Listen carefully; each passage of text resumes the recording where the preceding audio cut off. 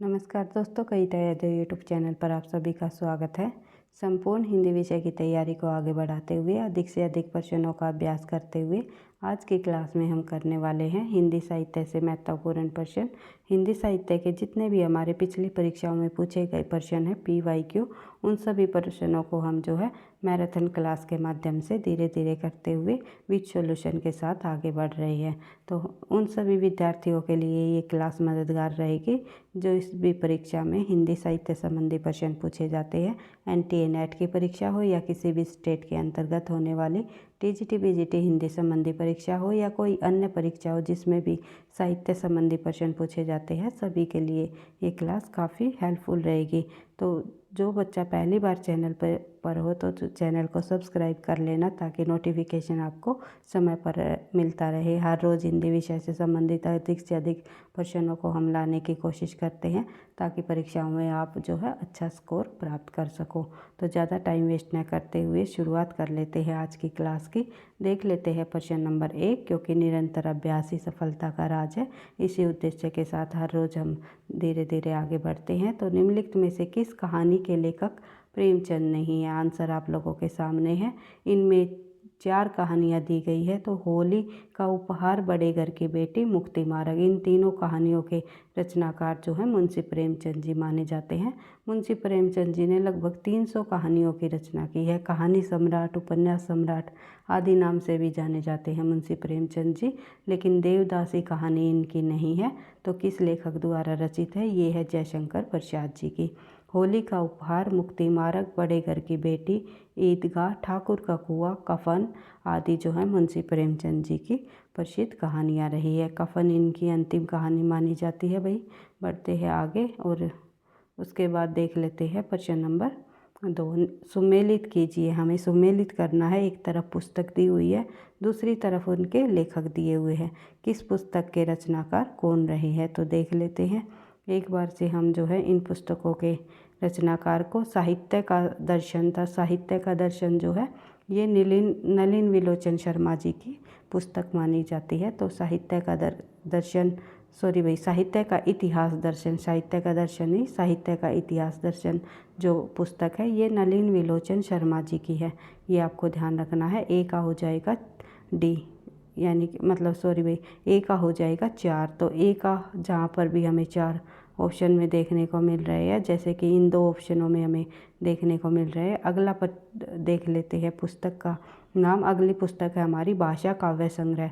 भाषा काव्य संग्रह आप सभी को पता है महेश दत्त शुक्ल जी की है। उसके बाद हिंदी भाषा और साहित्य, ये है हमारा हिंदी भाषा और साहित्य ये लिखा श्याम सुंदर दास जी ने।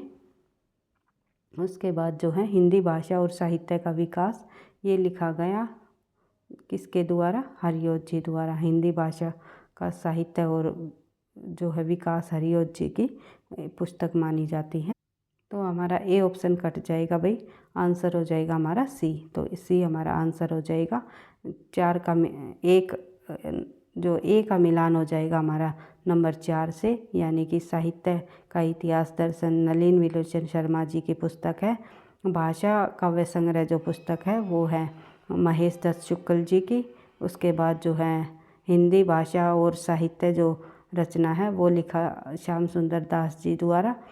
उसके बाद अगली रचना अगली जो पुस्तक है, अगला ग्रंथ है हिंदी भाषा और साहित्य का विकास, अयोध्या सिंह उपाध्याय हरिऔध जी द्वारा लिखा गया। बढ़ते हैं आगे, देख लेते हैं एक बार फिर से इन पुस्तकों की रिवीजन कर लेते हैं ताकि आपको परीक्षा में इनसे संबंधित कोई भी ग्रंथ या पुस्तक का नाम पूछ लिया जाए तो आप आसानी से उनका सही आंसर दे सको। अधिक से अधिक तथ्यों की रिवीजन ही आपको सफलता दिलाएगी। एक बार फिर से देख लेते हैं। साहित्य का इतिहास दर्शन नलिन विलोचन शर्मा, भाषा काव्य संग्रह महेश दत्त शुक्ल, हिंदी भाषा और साहित्य श्याम सुंदर दास, और हिंदी भाषा और साहित्य का विकास ये है अयोध्या सिंह उपाध्याय हरिऔध।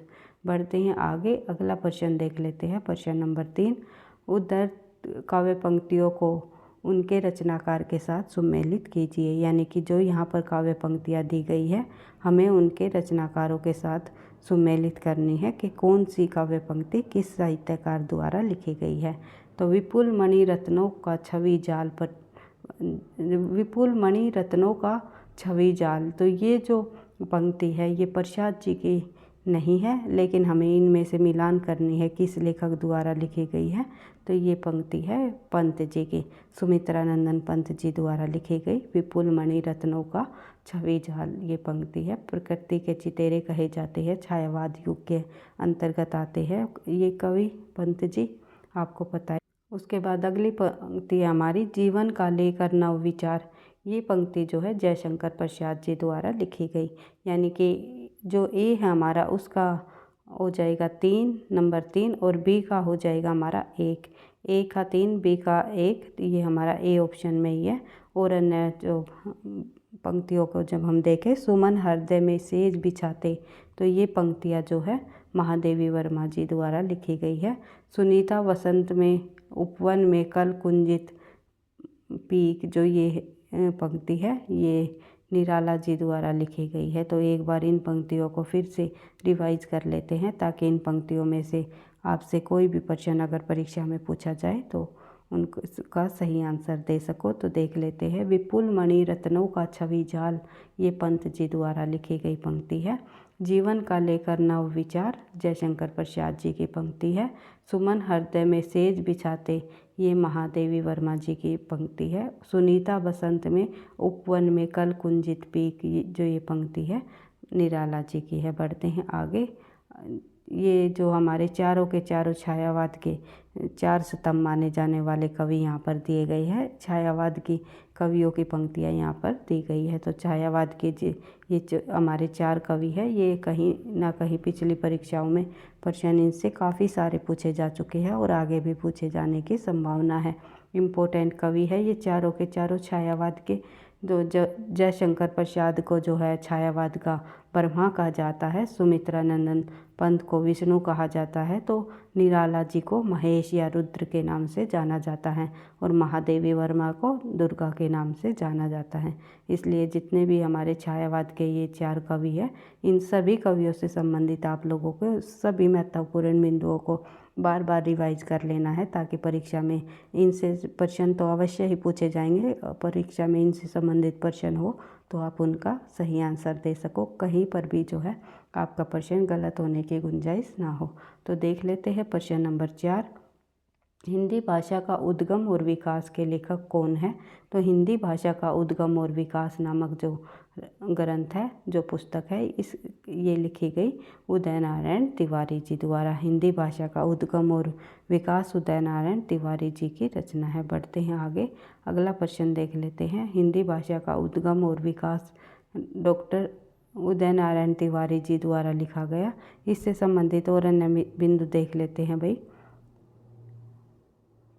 उसके बाद देख लेते हैं आगे, डॉक्टर नगेंद्र जी द्वारा लिखा गया हिंदी साहित्य का इतिहास 1973 का संपादन इन्होंने किया। हिंदी साहित्य के इतिहास का संपादन किया 1973 में डॉक्टर नगेंद्र जी ने। और आचार्य रामचंद्र शुक्ल ने हिंदी साहित्य का इतिहास जो है 1929 ईस्वी में जो लिखा, 1929 ईस्वी में शुक्ल जी के इतिहास को प्रकाशित कराया गया। बढ़ते हैं आगे, हजारी प्रसाद द्विवेदी ने हिंदी साहित्य की जो भूमिका लिखी 1940 में।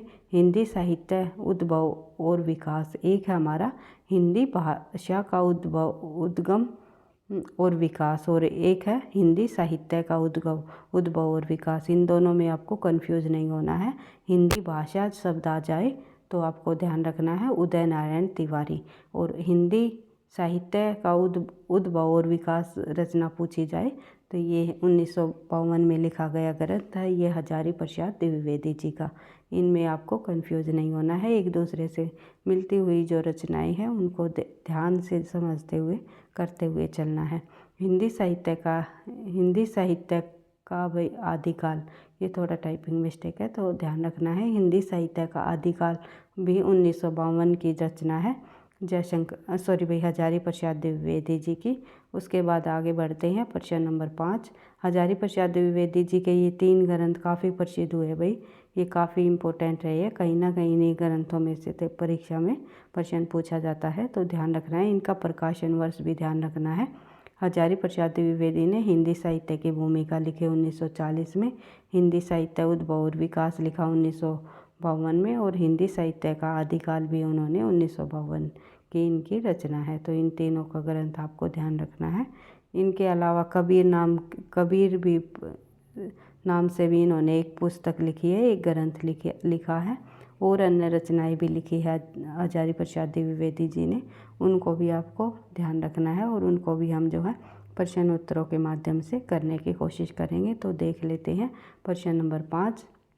लघु मानव के बहाने हिंदी कविता पर एक बहस के लेखक कौन है? लघु मानव के बहाने हिंदी कविता पर एक बहस के लेखक जो है निम्नलिखित में से रहे हैं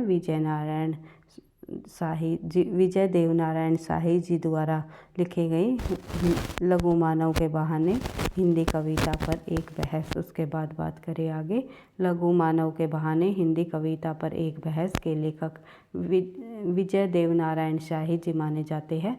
विजय देवनारायण शाही तीसरे शतक के कवि रहे हैं। तो यानी कि तार जो हमारे सप्तक हुए हैं प्रयोगवाद के अंतर्गत 4 सप्तक आए थे। तो आपको पता ही है, कई बार हम रिपीट कर ही चुके हैं। प्रथम सप्तक 1943 में का प्रकाशित कराया गया, तो द्वितीय का 1951, तीसरा जो आया 1959 में, और चौथा आया 1979 में।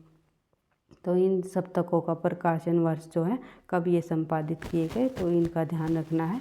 और ये चारों जो सप्तकों का जो संपादन है अज्ञे जी द्वारा किया गया। प्रयोगवाद के जो प्रसिद्ध कवि हुए हैं अज्ञे जी द्वारा किया गया इनको। बात करते हैं आगे। अगला जो हमारा पॉइंट है वो है विजय देवनारायण शाही जी तीसरे सप्तक के अंतर्गत आने वाले कवि हैं। इनके द्वारा रचित कविता संग्रह मानी जाती हैं वे है हमारे मछली घर, साखी, संवाद मुझसे आवाज़ हमारी जाएगी। तो ये सभी कविता संग्रह विजय देवनारायण शाही की है, जिसमें कि मछली घर और साखी ये 2 रचनाएं काफ़ी बार परीक्षाओं में पूछी जाती हैं, इम्पोर्टेंट है परीक्षा की दृष्टि से। बढ़ते हैं आगे। अगला प्रश्न है प्रश्न नंबर 6।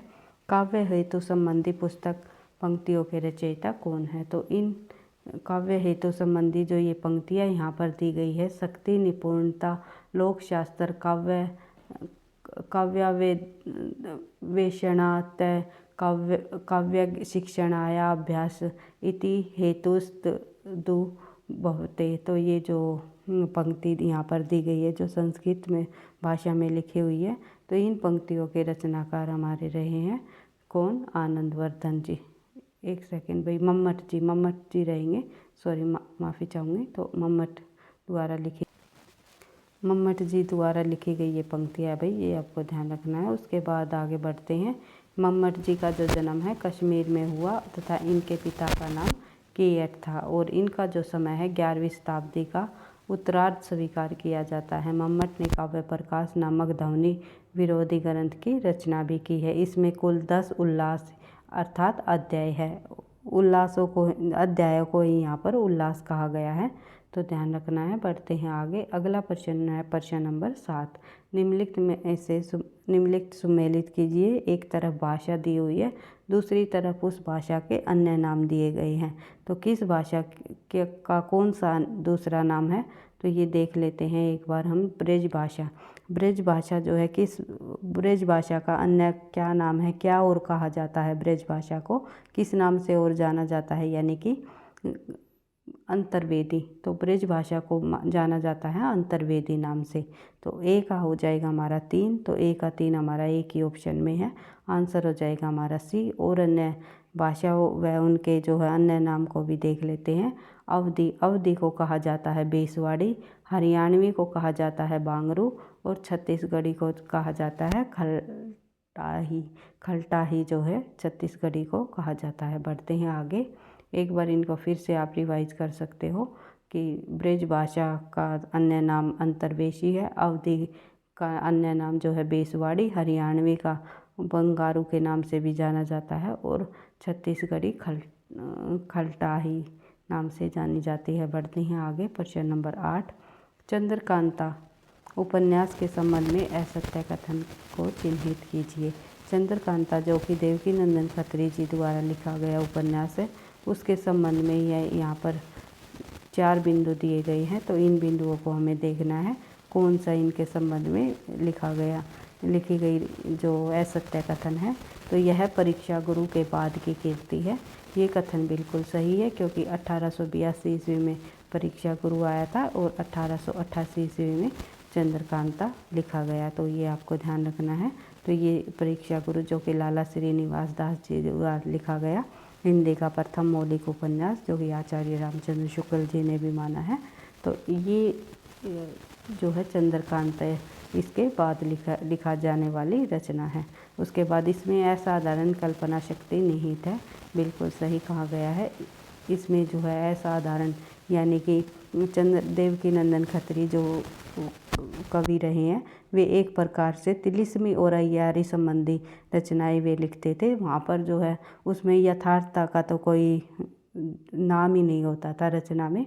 तो अधिक से अधिक कल्पना जो है शक्ति को वहाँ पर निहित किया जाता था। तो असाधारण कल्पना शक्ति भी जो है चंद्रकांता नाटक में हमें देखने को मिलती है।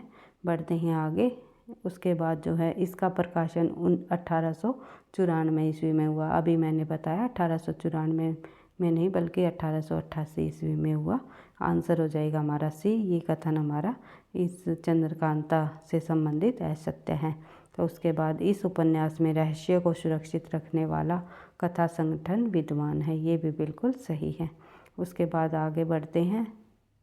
चंद्रकांता से संबंधित हमने देख लिया कौन सा कथन हमारा असत्य है, तो ये देख लेते हैं। और यह सभी कथन चंद्रकांता उपन्यास से में सत्य दिए गए हैं, और अन्य एक कथन को छोड़ करके, इसके प्रकाशन वर्ष को छोड़ करके, क्योंकि वहाँ पर 1894 में यहाँ प्रकाशन दिया गया है, बल्कि 1888 है।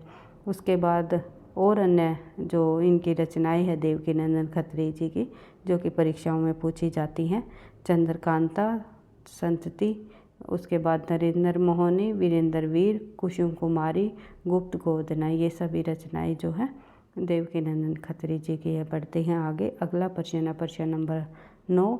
गोस्वामी तुलसीदास जी की कुल कितनी कीर्तियों में उत्तरकांड संबंधी वर्णन प्राप्त है? तो गोस्वामी तुलसीदास जी द्वारा रचित कुल जो है 4 कीर्तियों में हमें उत्तरकांड संबंधी वर्णन प्राप्त होता है। तो वे 4 कीर्तियाँ कौन कौन सी है देख लेते हैं। एक है हमारी रामचरितमानस, दूसरी है गीतावली, तीसरी है बरवे रामायण और चौथी है कवितावली। इन रचनाओं को आपको ध्यान रखना है। इन रचनाओं में उत्तरकांड संबंधी वर्णन हमें देखने को मिलता है। और तुलसीदास द्वारा रचित अन्य रचनाएं हैं वैराग्य संदीपनी, पार्वती मंगल, कृष्ण गीतावली, विनय पत्रिका, दोहावली, रामाज्ञा प्रश्न, रामलला नछू। इनको भी आपको ध्यान रखना है। उसके बाद बढ़ते हैं आगे। अगला प्रश्न हमारा प्रश्न नंबर 10। प्रश्न नंबर 10 में जब हम देखें तो निम्नलिखित में से कौन सा उपन्यासकार साहित्य अकादमी पुरस्कार से सम्मानित नहीं है? तो इनमें से किस उपन्यासकार को साहित्य अकादमी पुरस्कार से सम्मानित नहीं किया गया? तो ये है हमारी मनु भंडारी जी।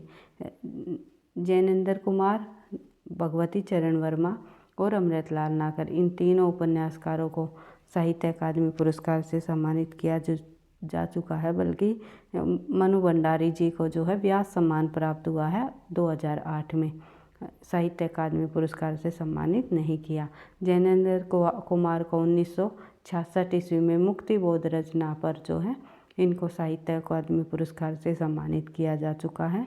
भगवती चरण वर्मा को 1961 में भूले बिसरे चित्र रचना पर यह पुरस्कार प्राप्त किया, यह सम्मान दिया जा चुका है। और अमृतलाल नागर को जो है 1967 ईस्वी में अमृत और विष रचना पर साहित्य अकादमी पुरस्कार से सम्मानित किया जा चुका है। उसके बाद बढ़ते हैं आगे। प्रश्न नंबर 12।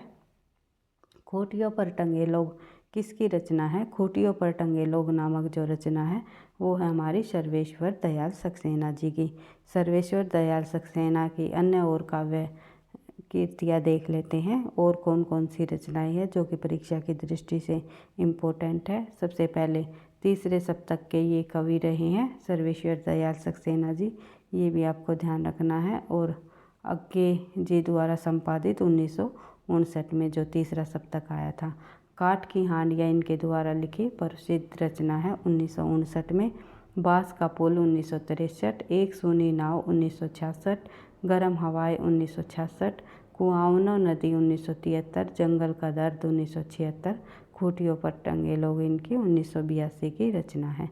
इन रचनाओं को एक बार फिर से आपको रिवाइज कर लेना है। काठ की घंटियाँ, बांस का काठ की घंटियाँ, बांस का पुल, एक सूनी नाव, गर्म हवाएं, कुआनो नदी, जंगल का दर्द, खूंटियों पर टंगे लोग, ये सभी रचनाएं सर्वेश्वर दयाल सक्सेना जी की हैं। बढ़ते हैं आगे, प्रश्न नंबर 13 देख लेते हैं। हिंदी हिंदू हिंदुस्तान नारा किस साहित्यकार ने दिया? हिंदी हिंदू हिंदुस्तान नाम से जो नारा है वो प्रताप नारायण मिश्र जी द्वारा दिया गया है। कवि प्रताप नारायण मिश्र जी का जन्म 24 सितंबर 1856 को उत्तर प्रदेश के उन्नाव जिले के बेजे गांव में हुआ। उनके पिता ने उन्हें ज्योतिषी की शिक्षा दिलानी चाही, लेकिन उनका मन ज्योतिषी में नहीं लगा। उन्हें अंग्रेजी शिक्षा हासिल करने के लिए स्कूल में प्रवेश दिलाया, परंतु इनका मन वहाँ भी नहीं लगा। जब स्कूल में वह पढ़ न सके तो घर पर ही स्वाध्याय से उन्होंने हिंदी, उर्दू, फारसी, संस्कृत और बांग्ला भाषा सीख ली थी। इन पर अच्छी पकड़ बनी रही और बाद में इन्होंने कई पुस्तकों का भी अनुवाद किया। उन्होंने यानी कि प्रताप नारायण मिश्र जी ने ब्रिटिश हुकूमत के काल में हिंदी हिंदू हिंदुस्तान जैसा प्रसिद्ध नारा देकर देश को एकजुट होने का संदेश भी दिया है। और प्रताप नारायण मिश्र द्वारा लिखित प्रसिद्ध रचनाओं में भारत दुर्दशा, लोकोक्ति शतक, कली कौतुक और श्री प्रेम पुराण, हठी हमीर आदि रही है। और प्रताप नारायण मिश्र ने ब्राह्मण हिंदुस्तान नामक पत्रों का सफलतापूर्वक संपादन भी किया है। इन्होंने करीब 40 पुस्तकों की रचना की है। इनकी साहित्यिक विशेषता ही थी कि उन्होंने दांत, भो, वृद्ध, धोखा, बात, मूछ जैसे साधारण विषयों पर भी चमत्कारपूर्ण और असाधारण निबंध लिख डाले। उनके निबंधों में हास्य और व्यंग्य शैली की पुटता हमें अधिक दिखाई देती है। बढ़ते हैं आगे, अगला प्रश्न नंबर 14। हिंदी को भारतीय संविधान में संघ की राजभाषा के रूप में कब मान्यता मिली? हिंदी को भारतीय संविधान में संघ की राजभाषा के रूप में मान्यता प्राप्त हुई 14 सितंबर 1949 को। तो महात्मा गांधी ने राष्ट्रीय के लिए राष्ट्रभाषा नितांत आवश्यक माना। तो राष्ट्रभाषा के बिना राष्ट्र गूंगा है, ये कहा गया महात्मा गांधी जी द्वारा कहा गया कथन है, क्योंकि कथनों से संबंधित भी काफ़ी बार परीक्षाओं में प्रश्न पूछ लिए जाते हैं। तो सन 1918 में इंदौर के कांग्रेस अधिवेशन में कहा गया कि मेरा मत यह है कि हिंदी ही हिंदुस्तान की राष्ट्रभाषा हो सकती है और होनी चाहिए। महात्मा गांधी जी द्वारा कहा गया कथन है। बढ़ते हैं आगे, अगला प्रश्न नंबर 15। आचार्य महावीर प्रसाद द्विवेदी ने किस पत्रिका के माध्यम से खड़ी बोली हिंदी को परिष्कृत और परिमार्जित करने में महत्वपूर्ण भूमिका निभाई है? तो महावीर प्रसाद द्विवेदी ने सरस्वती पत्रिका के माध्यम से खड़ी बोली को हिंदी परिष्कृत और परिमार्जित करने में महत्वपूर्ण भूमिका निभाई है। बढ़ते हैं आगे, सरस्वती पत्रिका का संपादन महावीर प्रसाद द्विवेदी ने किया। 1903 ईस्वी से 1920 तक उन्होंने जो है इसका संपादन किया और मात्र जो है लगभग जो है 17 वर्षों तक जो है महावीर प्रसाद द्विवेदी ने सरस्वती पत्रिका का संपादन का कार्यभार संभाला था। ये भी आपको ध्यान रखना है। यह पत्रिका 1900 ईस्वी में इलाहाबाद से शुरू होती है और जो है यह शुरुआती वर्षों में श्याम सुंदर दास ने सरस्वती पत्रिका का संपादन किया। इससे पहले इसका संपादन करने वाले रहे हैं चिंतामणि घोष जी। एक सेकंड भाई, आई होप आप सभी को पता ही है। 1900 ईस्वी में सरस्वती पत्रिका का संपादन जो है चिंतामणि घोष ने किया, चिंतामणि घोष जी ने। और उसके बाद जो है श्याम सुंदर दास जी ने इनका कार्यभार संभाला 1901 में। ये भी आपको ध्यान रखना है। ये पूछ लिया जाए उन महावीर प्रसाद से पहले जो है सरस्वती पत्रिका का संपादन किस लेखक द्वारा किया गया या किस विद्वान द्वारा किया गया, तो 1901 में जो है श्याम सुंदर दास जी द्वारा किया गया सरस्वती पत्रिका का संपादन। और 1900 ईस्वी में जो है चिंतामणि घोष जी द्वारा किया गया। और महावीर प्रसाद द्विवेदी ने 1903 से लेकर के 1920 तक जो है इस पत्रिका का कार्यभार संभाला था। और आचार्य रामचंद्र शुक्ल साहित्य इतिहासकारों में सर्वोच्च स्थान पर है, तो ये भी आपको ध्यान रखना है। आचार्य रामचंद्र शुक्ल जो है हिंदी साहित्य इतिहासकारों में सर्वोच्च स्थान पर रही है, इसलिए आचार्य रामचंद्र शुक्ल जो द्वारा जितने भी हिंदी साहित्य के अंतर्गत जो कथन कहे गए हैं हिंदी साहित्य में, किसी भी काल से संबंधित हो या किसी भी कवि से संबंधित हो, सभी कथनों को आपको बार बार रिवाइज कर लेना है, क्योंकि शुक्ल जी से संबंधित कथन परीक्षा में अधिक पूछे जाते हैं। तो देख लेते हैं। भारतेंदु हरिश्चंद्र ने बाला बोधनी, हरिश्चंद्र मैगजीन और जो हैं हरिश्चंद्र चंद्रिका, ये सभी पत्रिकाएं निकाली थी। इस पत्रिका ने खड़ी बोली को परिष्कृत करने और राष्ट्रीयता को बढ़ावा देने में योगदान दिया, यानी कि सरस्वती पत्रिका की बात हो रही है, जो कि महावीर प्रसाद द्विवेदी ने इसका कार्यभार संभाला था। 1903 में बढ़ते हैं आगे। बाद में इसके संपादक पद्मलाल, पुन्नालाल बख्शी, देवकी दत्त शुक्ल या श्रीनाथ आदि रहे हैं। तो ये पूछ लिया जाता है निम्नलिखित में से किसने सरस्वती पत्रिका का संपादन नहीं किया या किन किन विद्वानों ने किया। तो इस प्रकार से आपको सभी को इनका नाम याद रखना है। बढ़ते हैं आगे। प्रश्न संख्या 16 देख लेते हैं। उत्तर भारत की खड़ी बोली हिंदी दक्षिण में किस रूप में विकसित हुई। तो उत्तर भारत की जो खड़ी बोली है वो हिंदी में दक्षिणी हिंदी के रूप में विकसित हुई। बी हमारा आंसर हो जाएगा। तो देख लेते हैं। दक्षिणी हिंदी के रचनाकारों में प्राय किसी न किसी मात्रा में खड़ी बोली की निकटता दिखाई देती हैं, और इनकी कुछ रचनाएं ऐसी होती है जो उत्तर भारत में खड़ी बोली की रचनाओं के रूप में विख्यात रही है। उदाहरण के लिए वली दक्कनी की यह गज़ल, जैसे इश्क का तीर कारी लगे उसे जिंदगी क्यों न भारी लगे।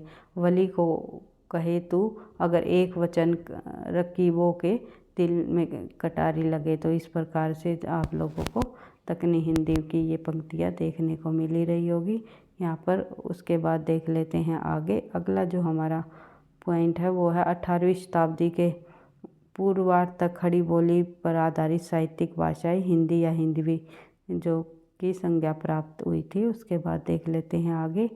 अगली जो हमारा प्रश्न है वो है प्रश्न नंबर 17। मध्यकाल में राजकाज की भाषा के रूप में किस भाषा को मान्यता मिली हुई थी। तो मध्यकाल में राजकाज की भाषा के रूप में फारसी भाषा को मान्यता मिली हुई थी। कविता भाषा में आदमी होने की तमीज़ है, ये पंक्ति हम कई बार कर चुके हैं। तो ये जो है कविता भाषा में आदमी होने की तमीज़ है, ये पंक्ति धूमिल जी की है। गजानन सुदामा पांडे धूमिल जी इनका पूरा नाम है। तो देख लेते हैं। उनकी नज़र में कविता भाषा में आदमी होने की तमीज़ है। 9 नवंबर 1936 को बनारस में खेवली गांव में सुदामा पांडे धूमिल का जन्म हुआ। आपको ध्यान रखना है 1936 में। और कवि धूमिल की कविताएं अपने समय में कहीं ज़्यादा प्रासंगिक रही है। संसद से सड़क तक नामक कविता संग्रह जो सन 1971 में प्रकाश में आया, इसमें जो है भय, भूख, अकाल, सत्तालोलुपता और अंतहीन भटकाव को रेखांकित किया गया है। और न कोई छोटा है न कोई बड़ा है, हर आदमी एक जोड़ी जूता है, ये भी धूमिल जी की पंक्ति है या धूमिल जी द्वारा कहा गया कथन है। उसके बाद बात करते हैं आगे। अगला प्रश्न देख लेते हैं। कविता शब्दों की अदालत में अपराधियों के कटघरे में खड़े एक निर्दोष आदमी का हलफनामा है। यह पंक्तियाँ किस लेखक द्वारा कही गई है। तो ये पंक्तियाँ भी जो है धूमिल जी की पंक्तियाँ हैं। कविता आदमी होने की तमीज़, कविता भाषा में आदमी होने की तमीज़ है, और न कोई छोटा है न कोई बड़ा है, हर आदमी एक जोड़ी जूता है, या कविता शब्दों की अदालत में अपराधियों के कटघरे में खड़ी एक निर्दोष आदमी का हलफनामा है। ये सभी कथन जो है धूमिल जी द्वारा कहे गए हैं, इनको आपको ध्यान रखना है परीक्षा की दृष्टि से। इनको कैंसिल करते हैं आगे। अगला प्रश्न देख लेते हैं। प्रश्न नंबर 20। प्रेमचंद ने कहानी को किस नाम से पुकारा। तो मुंशी प्रेमचंद जी ने कहानी को कहानी कह करके पुकारा है। तो ये भी आपको ध्यान रखना है। उसके बाद सॉरी भाई, कहानी गल्प कह करके पुकारा है, माफ़ी चाहूँगी इसके लिए। एक सेकंड भाई। मुंशी प्रेमचंद जी ने जो कहानी है उसको, कहानी को क्या नाम दिया है, तो गल्प नाम से पुकारा है, तो अपभ्रंश में कहानी कहा जाता है। तो ये थोड़ा मिस्टेक हो गया, तो इसके लिए मैं माफ़ी चाहूँगी। तो बढ़ते हैं आगे। प्रेमचंद का रचना संसार इतना विराट है कि इस लेख में विस्तार से लिख पाना संभव नहीं है, फिर भी इतना अवश्य बताया जा सकता है कि लगभग 300 कहानियाँ इनके द्वारा लिखी गई और 15 उपन्यास लिखे गए, 3 नाटक लिखे गए, करबला, संग्राम और प्रेम की वेदी।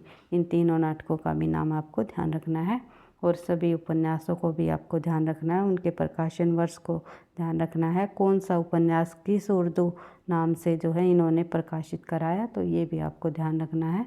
10 अनुवाद और जो है 7 पुस्तकों के माध्यम से उन्होंने जनसाधारण की भावनाओं, तत्कालीन परिस्थितियों और समस्याओं का मार्मिक चित्रण किया है। बढ़ते हैं आगे, अगले प्रश्न पर देख लेते हैं भाई।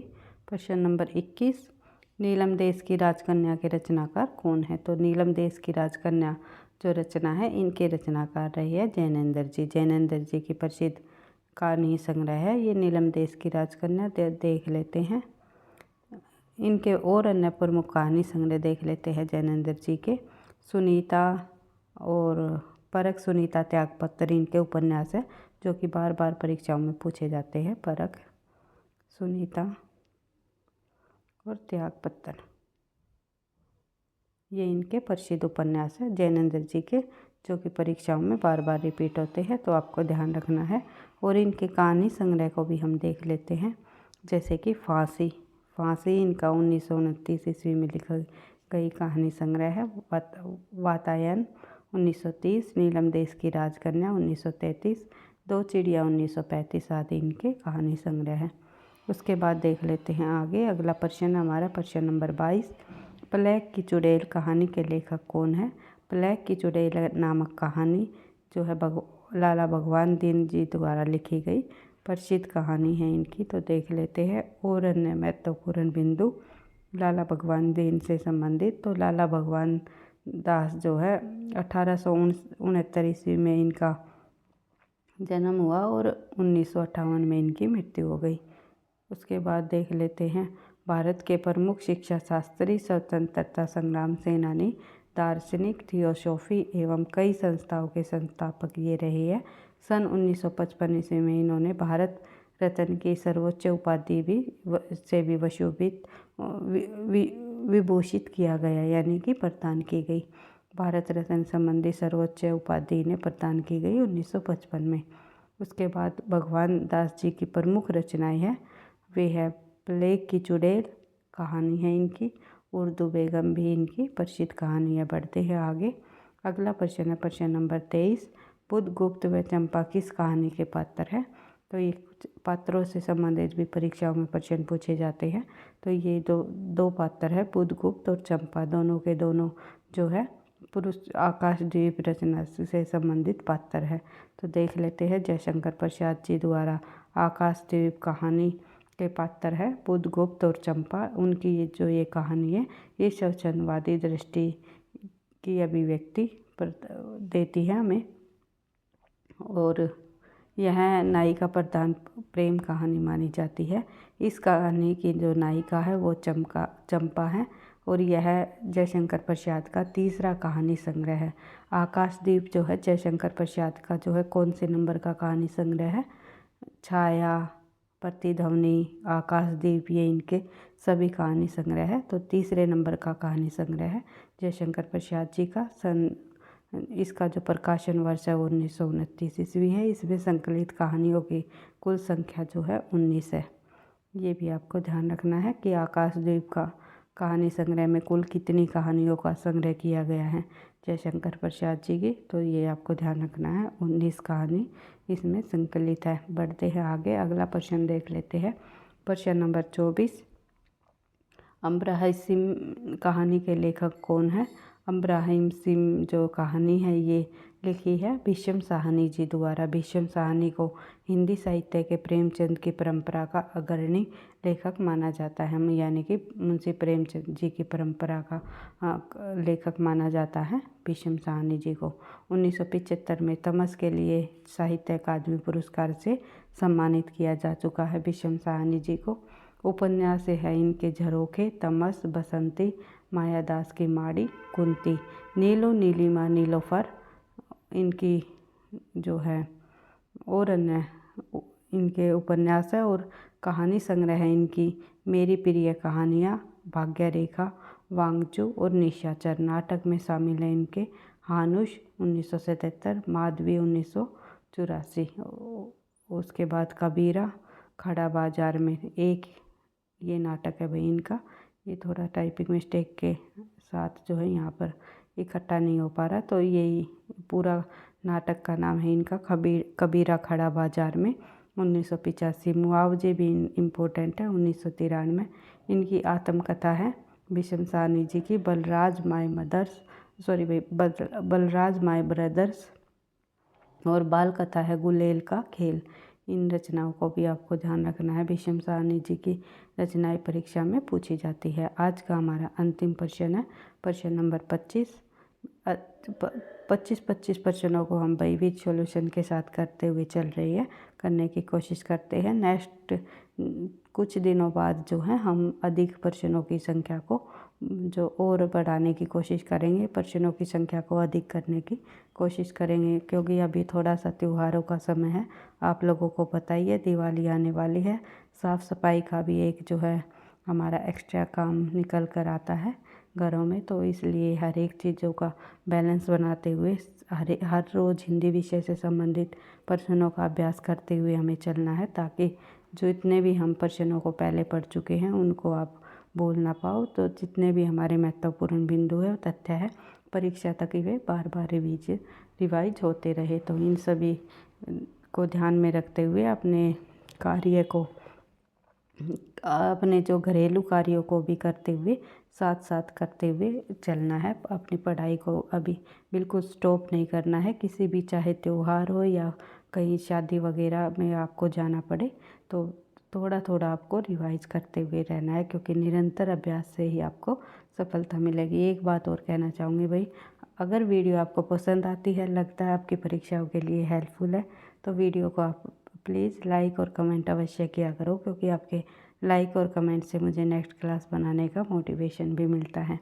तो देख लेते हैं प्रश्न नंबर 25, आज का हमारा अंतिम प्रश्न। साकेत महाकाव्य में किसका प्रभाव दिखाई देता है? तो साकेत महाकाव्य में हमें आर्य समाज का प्रभाव दिखाई देता है। राष्ट्रकवि मैथिली शरण गुप्त भारतीय संस्कृति के अमर गायक है। इनकी रचना में भारतीय संस्कृति और राष्ट्रीय जागरण के स्वर सुनाई पड़ते हैं।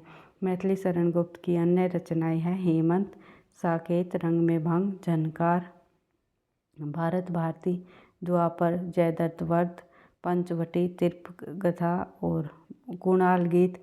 द्वापर ये हमने देख ही ली। काबा और कलबला आदि जो है मैथिली शरण गुप्त जी की रचनाएं हैं। तो मैथिली शरण गुप्त जी की जितनी रचनाएं हैं उनको आपको बार बार रिवाइज कर लेना है। इन्हीं रचनाओं में से परीक्षा में रचना भी पूछी जाती है। काबा और करबला ये आपको ध्यान रखना है। और लेकिन केवल करबला पूछ लिया जाए, करबला नाटक किसका है, तो ये प्रेमचंद जी का है, ये भी आपको ध्यान रखना है। हर एक बिंदु को एक दूसरे से मिलते हुए जो बिंदु है उनको आपको साथ साथ रिवाइज करते हुए चलना है, ताकि परीक्षा में इन बिंदुओं से संबंधित अगर कोई भी प्रश्न आपके सामने हो तो आप उनका सही आंसर लगा सको। किसी भी प्रकार का कन्फ्यूजन आपको नहीं करना है परीक्षा में, क्योंकि अगर परीक्षा में जब आप बैठते हो तो आपके कुछ एग्ज़ाम ऐसे होते हैं जिसमें आपको नेगेटिव मार्किंग देखने को मिलती है। अगर एक प्रश्न आपका गलत हो जाता है तो 0.5 मार्क्स आपके कट हो जाते हैं, यानी कि 4 प्रश्नों पे सीधा सीधा 1 नंबर चला जाता है। इसलिए एक्यूरेसी तभी आएगी आप लोगों को कि जब आप प्रश्नों के बार बार रिवीजन करोगे। तो इसी उद्देश्य के साथ हर रोज़ हिंदी विषय से संबंधित अधिक से अधिक महत्वपूर्ण बिंदुओं को करते हुए हम आगे बढ़ रहे हैं। तो वीडियो आपको पसंद आई, लाइक करना, दोस्तों के साथ शेयर करना, चैनल पर पहली बार हो तो सब्सक्राइब कर लेना। पढ़ते रहना, आगे बढ़ते रहना। थैंक यू, धन्यवाद। इसी तरह हर रोज़ हिंदी विषय से संबंधित हम जो है अपनी क्लासेस को लाते रहेंगे। और जो है आप लोगों का अगर साथ रहा तो प्रश्नों की संख्या भी हम जो है अधिक करने की कोशिश करेंगे, ताकि परीक्षा में आप जो है इन प्रश्नों को बार बार रिवीजन करते रहो और परीक्षा में अधिक से अधिक स्कोर प्राप्त कर सको। तो एक बार फिर से कहना चाहूँगी भाई, लाइक और शेयर अवश्य किया करो, साथ में कमेंट भी किया करो। बढ़ते हैं आगे अपनी नेक्स्ट क्लास में। कल की क्लास में हम देख लेते हैं भाई अपने जो जितने भी और अन्य महत्वपूर्ण प्रश्न रहेंगे उनको भी। तो